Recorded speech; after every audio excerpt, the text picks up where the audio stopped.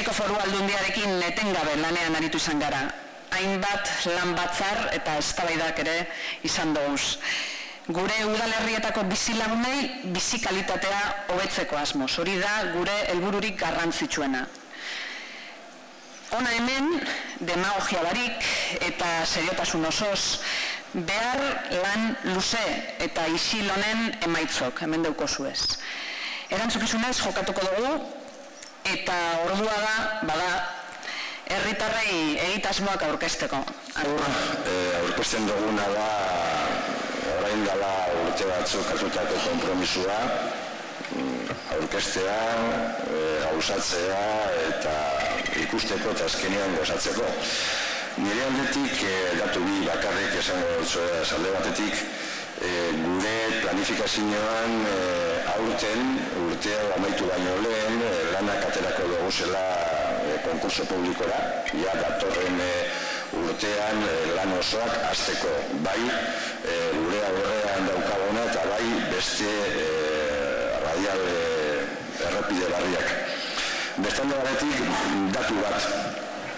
Berton egingo dugun inbertsioa ia 400 milioi euro baino gehiago izango dela. Alde batetik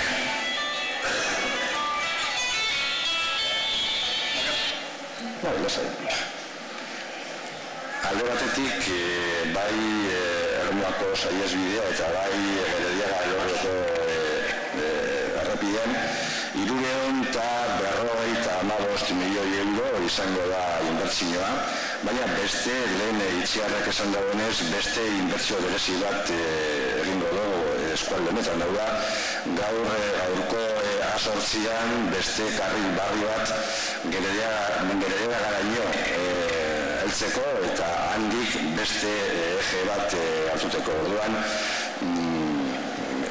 gehienez 400 eta piko milioi euro izango da berton egingo dugun inbertsioa. Hau ez da Bizkaiko Foru Aldundiaren dirua, hau da danon dirua, eta horrezegatik eta gaur nahi duguna da bai maketak aurkeztea eta beste mezu txiki bat motea. Hau da danon diruagaz Durangoaldeko ordua edo Durangoaldeko azpigituren ordua heldu jakuzela eta gaur maketak ikusiko dugu eta datorren urtea lanak ikusiko dugu edozein lekuetan.